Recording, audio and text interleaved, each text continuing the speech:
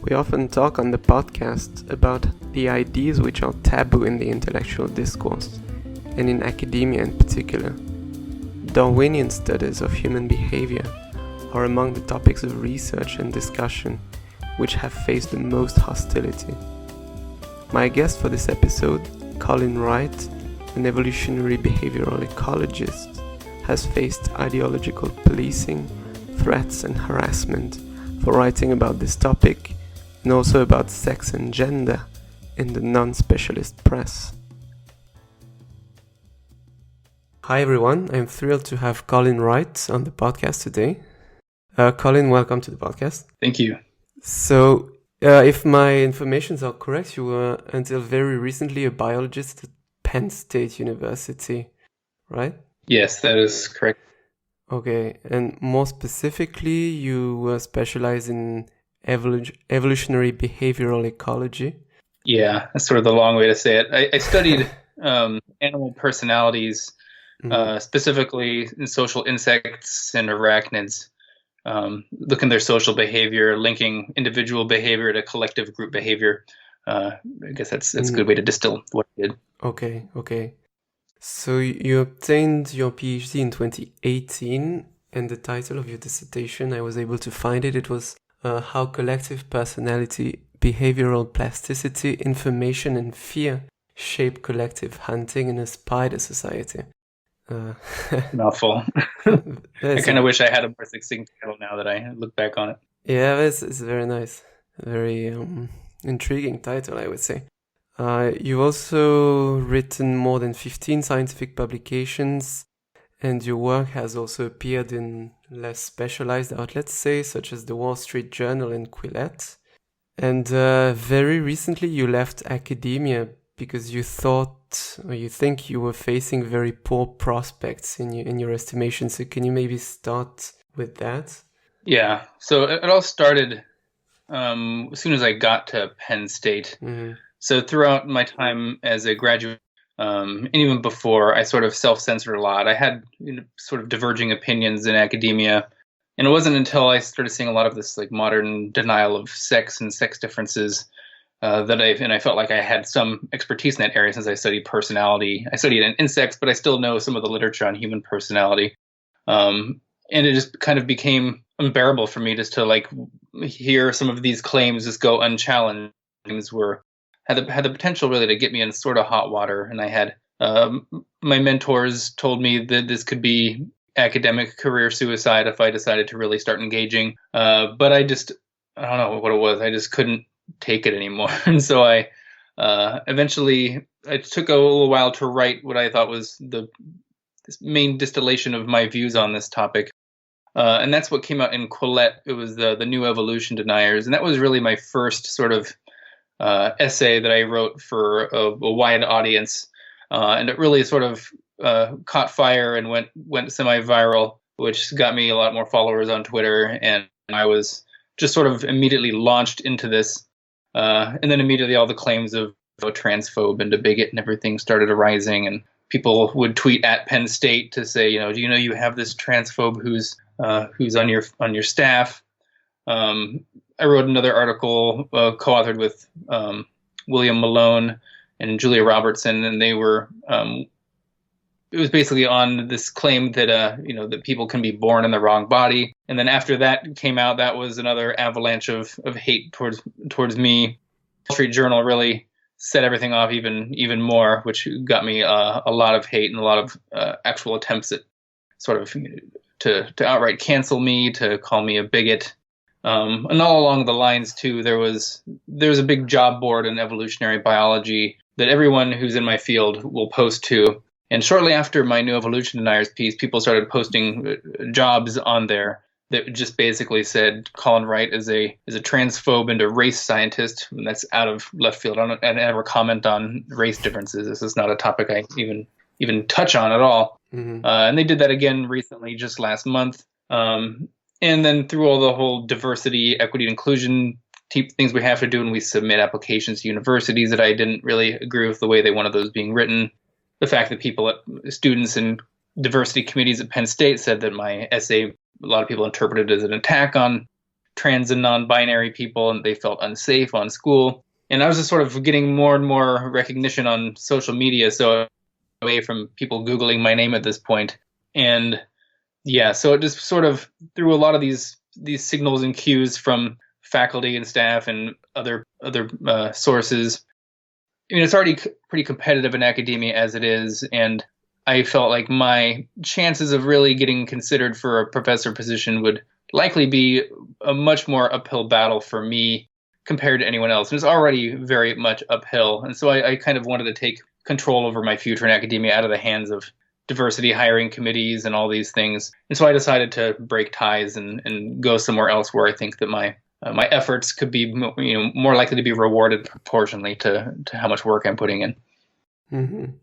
Yeah, I mean, it's even for people who are not in controversial fields or who do not air controversial opinions, it's hard enough to get a job in academia. But yeah, if you add controversy and heterodoxy to it, then I can imagine. Yeah, I mean, it got to the point because a lot of hiring committees now, well, during the hiring process, it used to be the case that the departments got full control over that process. You would submit your applications directly to the department, and they analyze the candidates.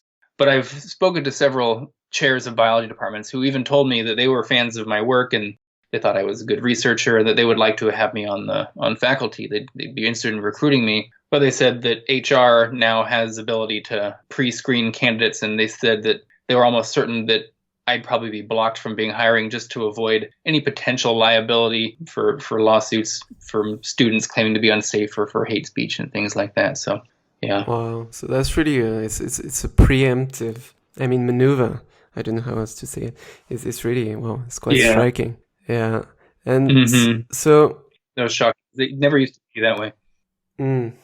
You've mentioned many many elements when you answered my first question, and I think it's interesting to disentangle which part of the problem comes from within academia and which part from without.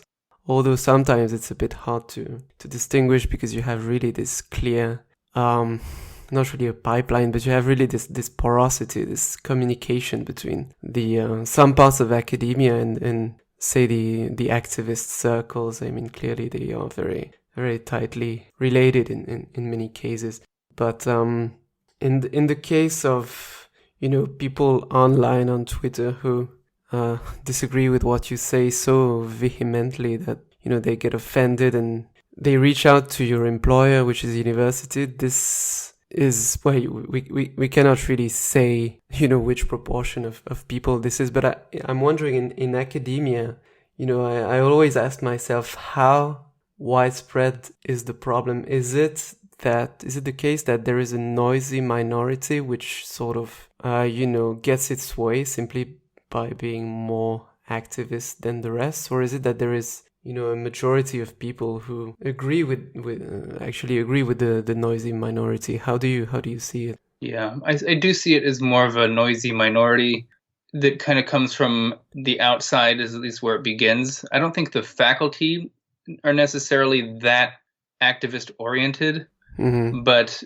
now that they've given sort of power to these HR departments who are non-faculty, or sometimes they are, but they're more trained in humanities, and they tend to be, these administrators who tend to be more steeped in activism. Since a lot of these actual departments, the reins over to these more activist-oriented people to give them full control in pre-screening candidates. So even if it's not the agenda of the department per se, now they've given up control to this other body of people who have a more narrow agenda that's not necessarily aligned with the search for truth in science. Are we going to hire the best physicist possible? Well, the department would like to hire the best physicist, but they might not see the application because they had a bad diversity statement, for instance. So it's definitely an issue, I think, more with HR than it is with faculty, at least in the sciences. Sure. But there are definitely more activists coming in my field too. I see it in evolutionary biology and ecology. There were a lot of activist students who were there, and they put pressure because they usually have a spot on hiring committees too. And it's just going to take one individual to throw a fit, about some candidate that can, if they put it in the terms of safety and fear and being attacked, then it's not even worth dealing with it. There's so many candidates who are in my position who are looking for jobs that it's sort of easy to say, okay, well, this person is, raising a big fuss about them. Like there's other good candidates to choose from. So it's just best maybe not to, we'll pick somebody else, and just that small move can spell disaster for that one person if they're constantly the only one who they can Google and they can see that they've published, quote unquote controversial things or have been accused of terrible things, even if they're not true. Right. Yeah. For the hiring committee, it can just be one fewer application to consider, and it can be a gain of time. Consequence from it's a huge consequence from the point of view of that individual who's applying. Yeah. So you would say that from your colleagues in biology, you haven't. I mean, what was really the level of openness to what you were writing and publishing here and there? It was mixed. So I have a few close friends and colleagues who definitely agreed with me because they didn't want to attract any of the ire from the activists as well. And then a lot of other academics who are also my friends too, they disagreed with me to varying degrees, some of them very much so, but they felt the need to sort of socially distance themselves from me, like their careers, from my views, even if they maybe didn't completely disagree with what I said. But for instance, I have some co-authors, I won't name any names, that I was on several papers with, and they sent me a text one day that basically just said that, I'm getting a lot of emails and contacts from people who are just questioning our relationship because they see that you're on papers with me, and they've received so many of these sort of inquisitive people asking about the nature of our relationship and whether I agree with them. They've received so many that they felt the need to then publicly denounce my views. It wasn't like a personal attack, but then they they made a big long thread that's just saying that this is a person who's got a big microphone, like we've collaborated, but I totally disagree. And and I'm fine with it. It wasn't so much the fact that he tweeted it that bothered me. Like I'm totally fine with any friend or anybody really who disagrees with me and tells me, here's I disagree with you and here's why. But what bothered me is the fact that they felt compelled to do that because they were pressured from within by other colleagues, and so much so that they felt that they couldn't ignore it anymore. They had to denounce me because they feared sort of splash damage on their careers just from having my name next to theirs on a paper on spiders. That has nothing to do with anything I talk about, but people ask questions. And so this is sort of I kind of call it mutual policing or ideological policing that goes on within academia, where you can't just do your own thing, but people will see your name associated with someone and then they'll start, knocking on your door and asking if you agree. Not so much to say like, it's not like he co-authored my Quillette paper with me. It's just me doing my own thing. And so it's just really kind of shows, and it's an anecdote for sure. It's just one instance of someone doing this. But I know for a fact that sort of policing goes on pretty rampantly through my personal experience and the experience of others that they've relayed to me. Yeah, it's classic guilt by association, right? Yeah. Yeah. And I'm wondering also, so for researchers, I mean, of course, as you just mentioned, your research itself was, not concerned with such controversial topics. But I don't know, have you also felt some hostility maybe coming from other departments, maybe from the humanities or the social sciences, or is it something that, since it was not something that was concerning their departments and it was not even your research, there was nothing there? I know of people who have from these other departments, not necessarily at Penn State or departments or university that I was working at, that have written, against my views on things. But I haven't had a lot of actual confrontations in my university on campus or anything like that. I was a pretty independent researcher, so I if I'm during the writing season, I'm just sort of working from home a little bit and in and out of the lab. I didn't interact too much with faculty or diversity committees directly, so a lot of this was just relayed to me by advisors and mentors that saying like they've been contacted, which is also kind of interesting because you'd think that they would have contacted me about my Wall Street Journal article, Right. but they contacted my higher ups first and told them that they had concern, and then it was for my higher ups to then relay that information to me. So yeah, but as far as from outside the department, I know that I'm probably hated more outside my department but people in my department are definitely aware of the things I talk about and their need to sort of distance themselves from what I'm talking about. Mm-hmm. Okay. So this first, I think it was your first sort of article, which was targeting the wider public, not just for specialist scientists. The article in Quillette about the new evolution deniers. I think it was the first one, right? And so you claim that just as there has been opposition to evolutionary biology on the Christian side, or the Christian right, so to say, there has been also growing opposition on the sort of progressive social justice side. Can you summarize the argument? So I kind of think of it now as sort of it's a two-sided attack that is happening mainly to the field of evolution, evolutionary psychology, anything that sort of talks about human behavior in any sort of empirical terms. And it sort of goes back and forth, it seems, that, we had the old, like was it the Scopes monkey trial in like the 60s, where it kind of spread that evolution, they wanted to get basically some creationism taught alongside evolution. Evolution was vilified, and there were these trials that took place. Then that sort of died down. The scientists won the evolution, sort of won the argument there. And then we had the sociobiology backlash, and that was kind of from within the academy too. And E.O. Wilson published Sociobiology, and I think it was in 1974. And there's a big backlash against that book too, because it directly used a lot of the tools from behavioral science that were developed in the context from animals and social insects and everything. And then it just sort of applied those same exact tools that's not controversial in these areas to humans to make certain claims, not even like definitive claims, any sort of deterministic claims or anything, just saying that our behaviors and social attitudes are going to be shaped to some degree by a combination of genetics, something innate, and the environment. And there was a huge pushback there. There was sort of a postmodern tinge to that as well. And then we saw in the sort of mid to late 2000s and early 2010s, there was sort of a resurgence of creationism, but it was on the guise of intelligent design was sort of the what that was about. And it wasn't so much an evangelical position. It wasn't as far right as previous movements. It was sort of taken over the sort of more moderate social conservative.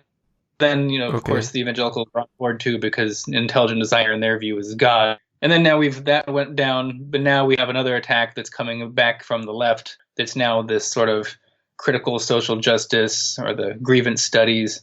And I talk about in my article that it's much more dangerous coming from the left in many ways, because the Christian right, these creationist intelligent designers, they don't have a really strong foothold in academia. So it's really easy for a lot of evolutionary biologists and scientists to sort of weather the storm and ignore them because they're not inside the house. Right. But when the attacks are coming from within the academy, well, one, it creates more of an environment of fear where everyone's going to be silenced because they don't want to stick their head up because it's their peers that are going to be the ones calling them out. Has much more political and career repercussions, potentially professional ones. So it is causing this sort of this self-censoring wave that's sweeping across, and it's much harder to remove since it's your colleagues, it's other people who are reviewing your papers, and it seems to be sort of gaining more and more traction too. So it's hard to know how to really push back against this, because when you do, then you're outside the academy. They kick you out to some way, even if maybe it's not overtly kicking you out and you're not getting fired per se, but it's just sort of social exclusion, and or your ability to get jobs might be severely diminished. And so, but given that these people are academics, you would think that they have arguments. And I mean, what do you think are the best or least bad arguments in these debates? Oh man, I mean, there's so many types of topics that are taboo, and it is pretty bizarre because I specifically deal a lot with like the denial of not just sex differences and like behavior and stuff, but the reality of self. You'll hear that people talk about sex as a spectrum, and male and female. Well, there's not really male and female. There's like male typical and female typical, and it's just sort of this. There's this broad spectrum in between. And it's always interesting to go then and look at some of the publication records of these scientists, because a lot of them might study mating behavior in frogs or flies, and they have no problem whatsoever talking about male and female flies or frogs or any other species they happen to be studying. And they, in their empirical work, it's clear that they know exactly what they're talking about when they refer. Then when it comes to humans, I'll be talking to them, and they're now all of a sudden trying to define an individual's sex by, secondary sex characteristics that are associated with sex, but not definitional to sex. And in these areas, I don't know if it's just this empathy turned up to 11, which is making them distance or abandon some of this purely empirical, cold analysis of what it means to be male and female out of fear that they're going to offend somebody, or they know that that's kind of what they have to say because everyone else is saying that. And it's just mind-boggling to see how it's so clear to me that the activism seems to be pulling the science along instead of, vice versa. And I've just gotten into these debates on Twitter and in writing and through emails with people who study sexual behavior, or not even behavior, but just, developmental biology or something. And they will not ever, they just refuse to accept the fact that an individual's sex is determined by their primary sex characteristics, their gonads and genitalia predominantly. They'll talk about how an individual might have special neurons that are primarily in sex, but like those don't matter because those could be in a female organism or a male organism. We can still identify that it's a male or female organism regardless of what type of brain it has. Even if it's had no brain, you could see if this was a male looking at this the primary sex traits. So that's sort of the area I touch on mainly, but I know other people will talk about population differences and the whole like race is a social construct, and any type of IQ arguments about groups, and it's just a minefield that nobody wants to even touch on. So yeah.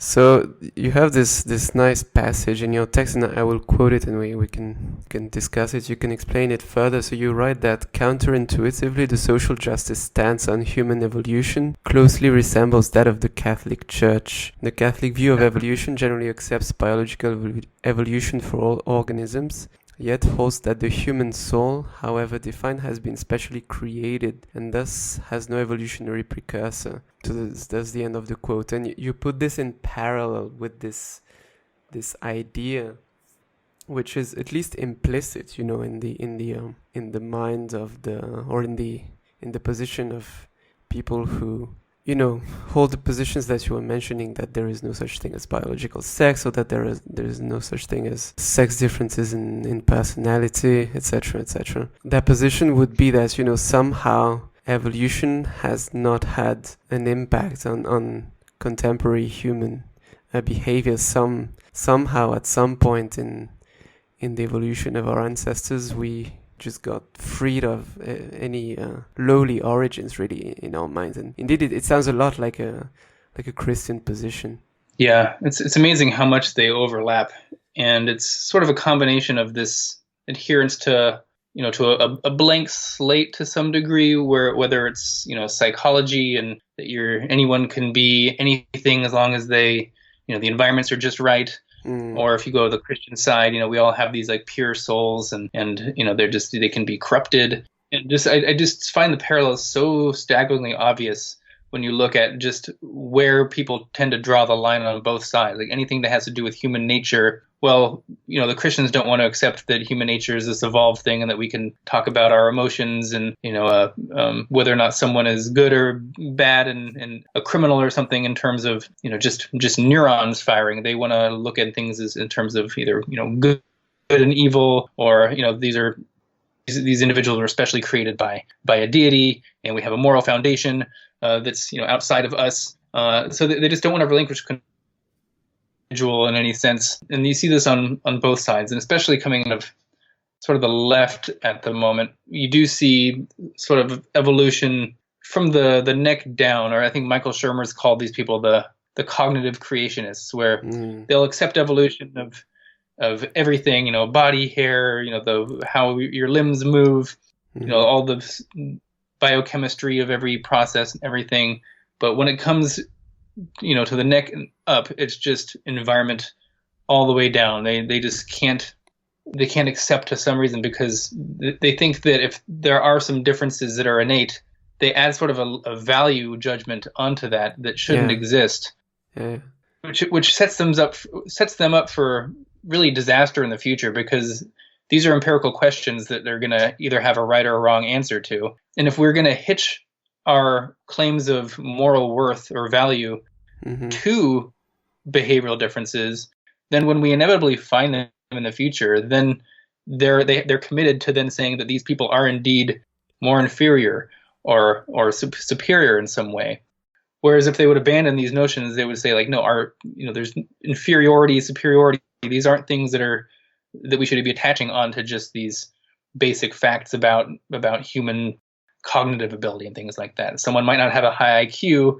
That doesn't mean they're less moral worth, but there's sort of this unsaid, sort of this implicit implication that that's what they think there is, or at least they think that enough people believe that, where if we say it out loud enough, then those people will use this information to bad ends. But I just think at the end of the day, we just need to be able to speak as nuanced as possible about these things, because attaching any type of moral worth or value onto differences that are going to be there, like, we're going to find them, because it has to be the case. We're not blank slates. They're setting themselves up for disaster, basically.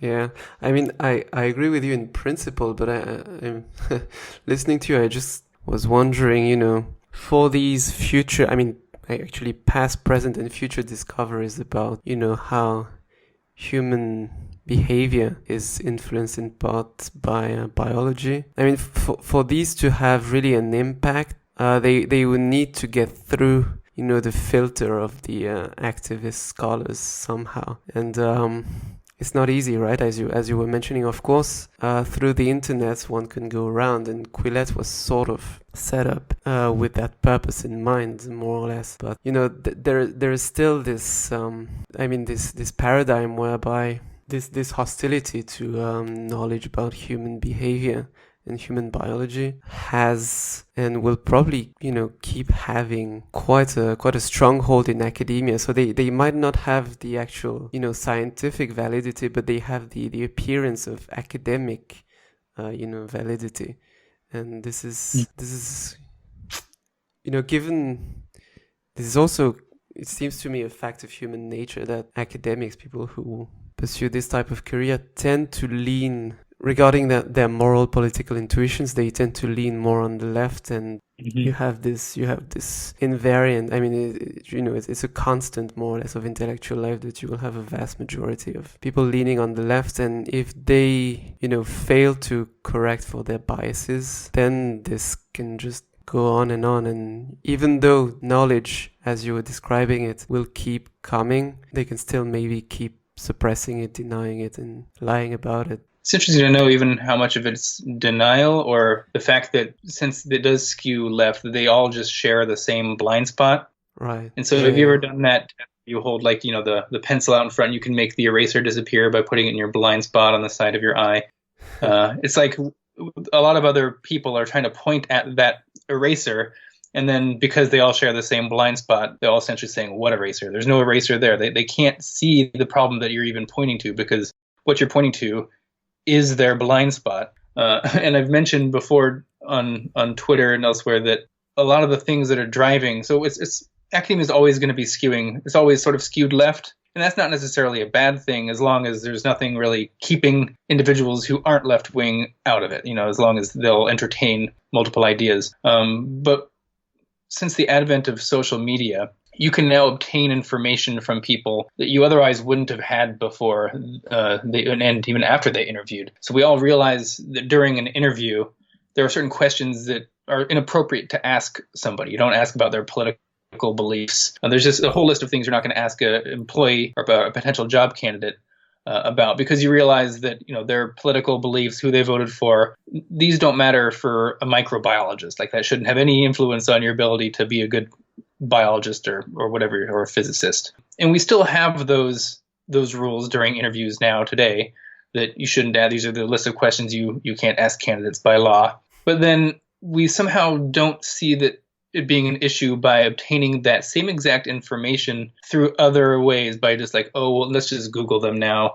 Let's see what they've written. Did they publish anything here? Are they active on Twitter? What are they saying on Twitter? Can we glean information about their political ideologies from these ways? And then you have this sort of cognitive bias in psychology. It's called homophily, where people are more sort of, they like others who are sort of like them. And so you sort of see this positive feedback loop where they're able to get this information that is, I think, still unethical to obtain, even if you do it, through social media. And that has to feed back to some degree where they're actually going to be less likely to hire that person who is, maybe they're a Trump supporter or something, but they're still a really good microbiologist. But this other one's not a Trump supporter, and he's still a pretty good microbiologist. But they're more, politically aligned with us. And so you get this feedback loop where it's going to get more and more geared to the left. And we're in a situation now where you probably are just getting more or less a suppression of some an explicit hiring bias that's more skewed than the applicant pool would suggest otherwise. Because in the past, there was just no way to get this information. So you'd get people that you take on as faculty, and only after that you might find out that, oh, they're more right-leaning than we would have been aware of. And that's good, because that's how you get this ideological diversity, this viewpoint diversity, that is sort of how academia can push forward and how you can point out each other's blind spots. But now, given this skew in the feedback loop, there's not going to be anyone there to point out these blind spots anymore. And that's what I fear is the direction academia is going. Okay, that's pretty pessimistic, but yeah. I'm not going to push back too hard on this. Sorry? Yeah. Go ahead. No, I don't have very, very flattering things to say about the state and at least near future in academia, unless they change course somehow.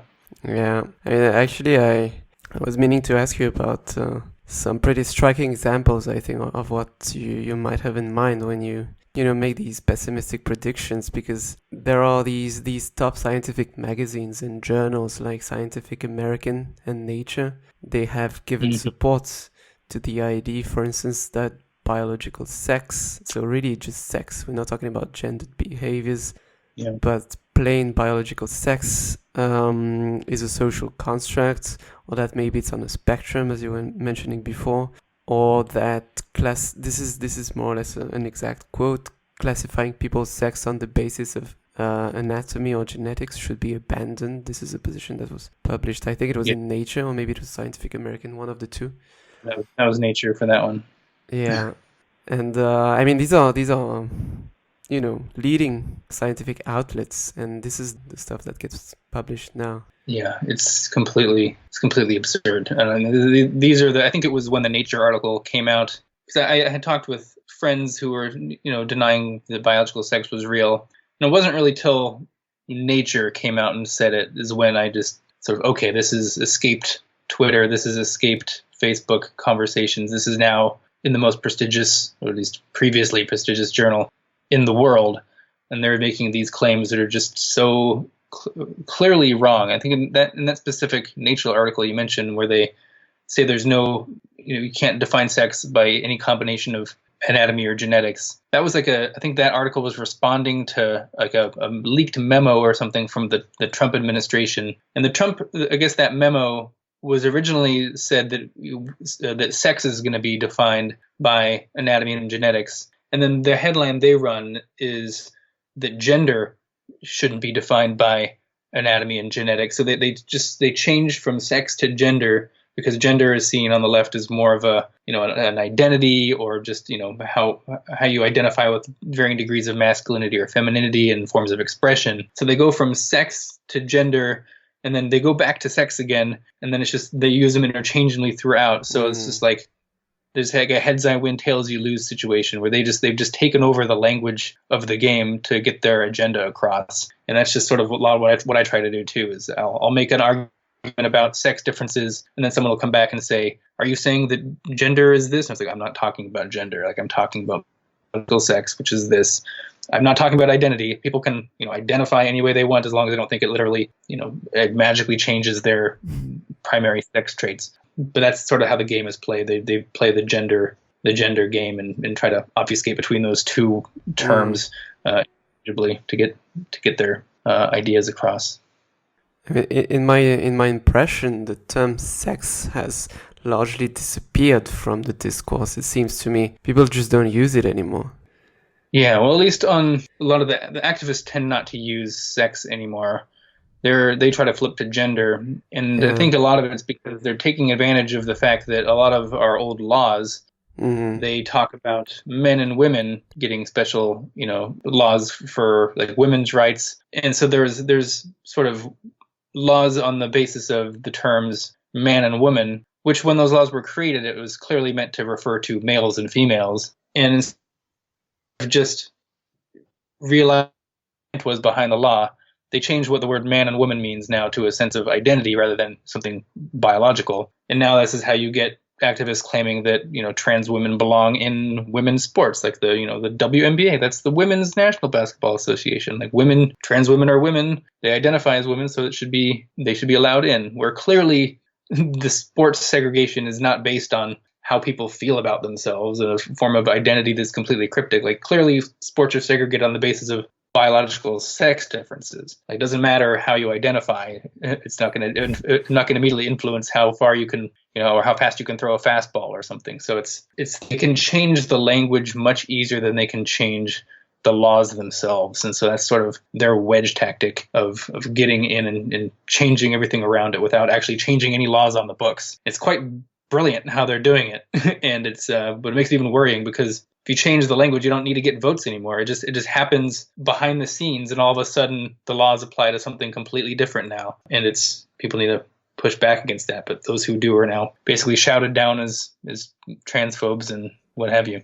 Yeah, I was told by another guest that actually they got a little help in avoiding the word sex because it was already sort of on its way out because of the Puritans that were sort of pushing for it to be used less and gender to be used more. Yeah, it's sort of an amusing convergence. Yeah. And so I think we discussed that a little bit, but I don't know if you want to go, to discuss this some more. You were sort of advised by colleagues to, stay silent, keep to yourself and keep a low profile, sort of quit social media so that you could, keep your chances at a career. Yeah. I guess a part of that was me being naive 12 years ago when I first decided I wanted to be a professor, because my original idea of why I wanted to be a professor is because I thought universities would be the places where you can express your dangerous ideas or,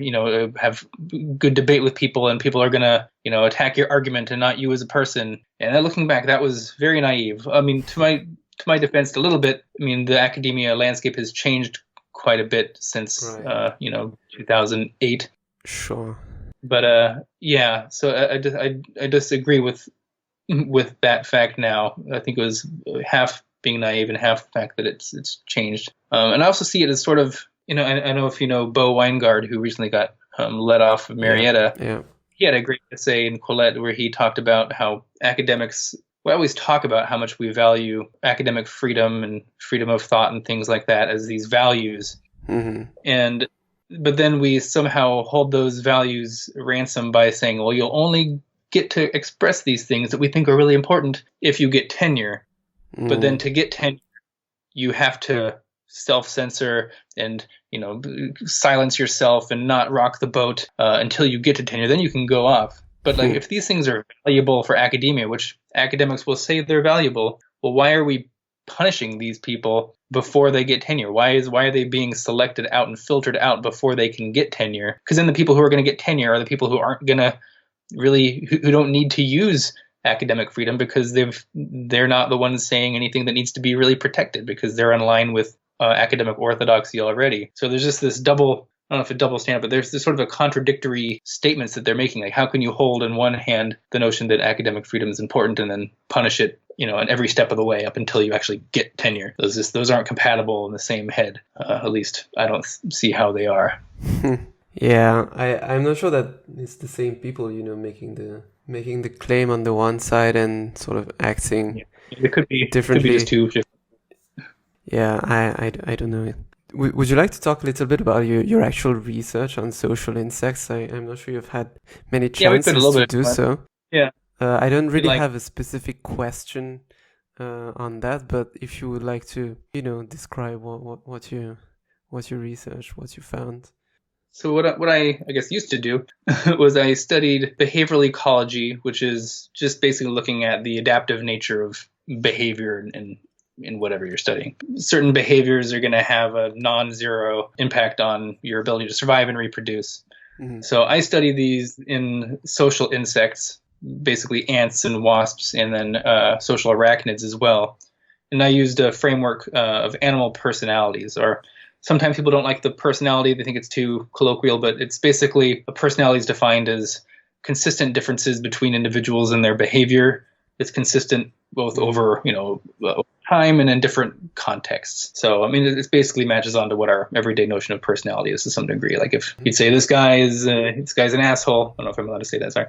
And that means that he's, aggressive and bold in these contexts, and he's aggressive and bold in other contexts, and that's different from someone who's docile or shy or something like that. So these are traits we can see, and an aggressive person is going to be aggressive for most of their lives or whatever.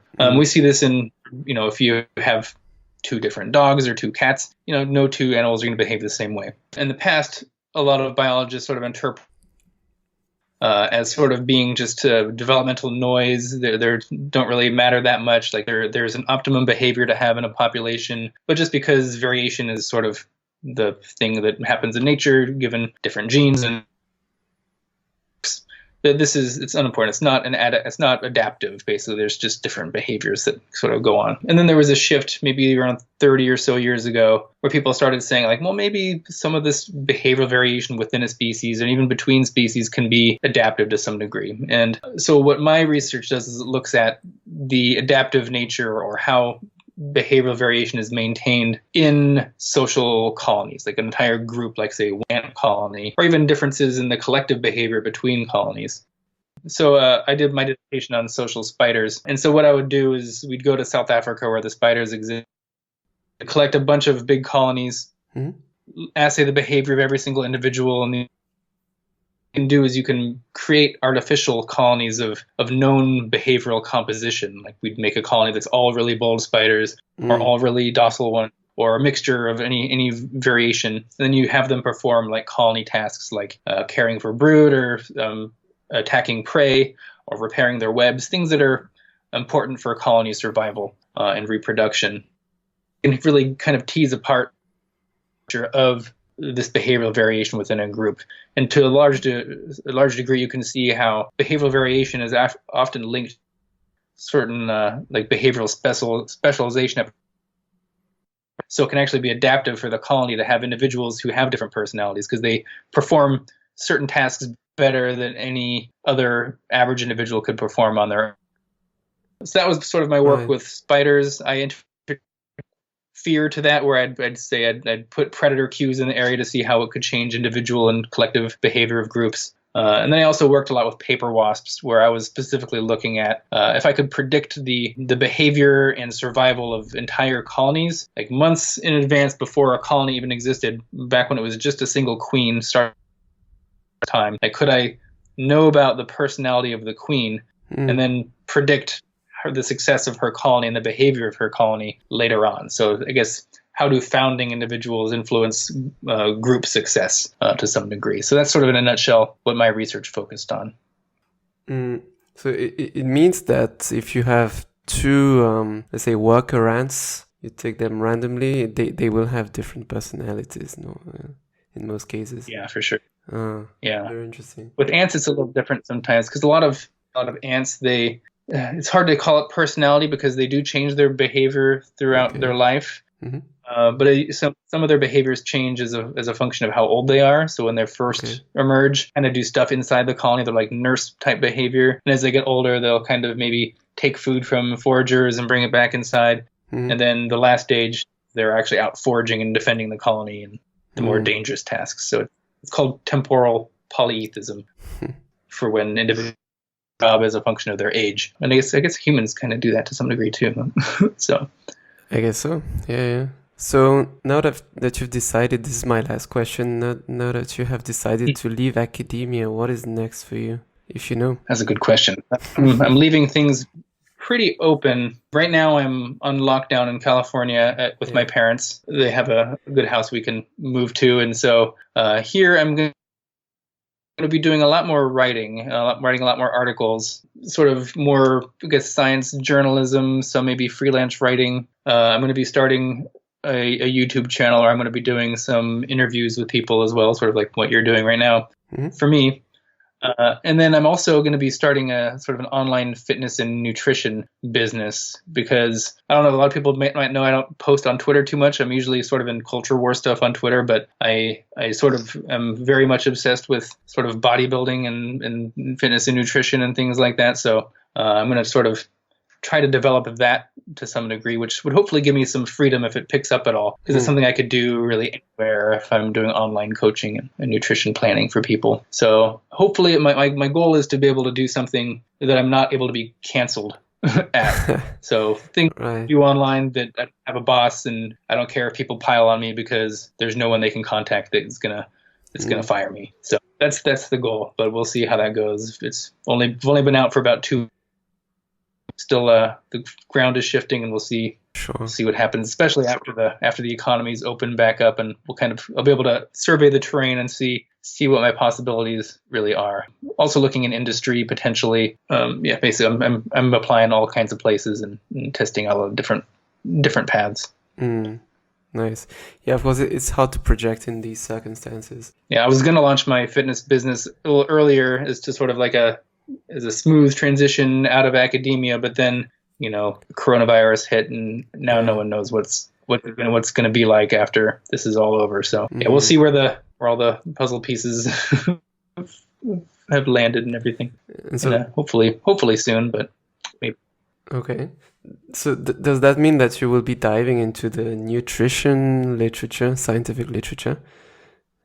Yeah, probably a little bit more. I mean, I've already done sort of a fairly good deep dive on that just on my own personal benefits. So that's an aspect of my life that I'll start probably sharing more. I'll probably be more on Instagram now too. Maybe see a little shift over there. Okay. It seems to me that it's quite shifting and a bit treacherous. The scientific literature on nutrition, from what I've heard, is a bit. Yeah. I'm more likely to talk more about. I'll probably be talking a little bit more about fitness and nutrition stuff, but I don't think my Twitter and social media is going to really change very much from what I'm doing now. It's just I'm probably every once in a while going to maybe advertise something that I'm doing other places, but I do still plan on very much still grappling with these certain topics: sex differences, academic freedom, writing articles a lot. I have more time to do that now. So if anything, I'll probably have more of the content that everyone's been used to seeing from me on social media, and then maybe plus a few little things. So it shouldn't change too much. Okay. I'm not turning into a fitness channel or fitness fit. It's not going to be the case. Okay, sounds good. Is there anything you would like to add? Is there anything I failed to cover? I think we covered a lot of the main stuff that I've been sort of talking on recently, so I think it was good. Okay, so in this case, I can let you return to your various occupations. Thank you very much, Colin, for coming on to the podcast. Thanks for having me on. Yeah, my pleasure. Have a nice rest of the day. Thanks. Yeah, and talk to you soon. Okay, see ya. Thanks again. Bye-bye. Thank you for listening to Liberté Académique. We are a science, critical thinking, and freedom podcast. We interview researchers, teachers, and authors who have interesting ideas and who defend free, rational, evidence-based thought. We oppose as best we can a sort of anti-intellectualism coming from a section of the intellectual class. We carry out interviews in English and in French. You can find all our episodes on YouTube and on SoundCloud, as well as on the main podcasting platforms such as iTunes, Stitcher, and several others. We are also present on Twitter at @acadfreedom and also on Facebook.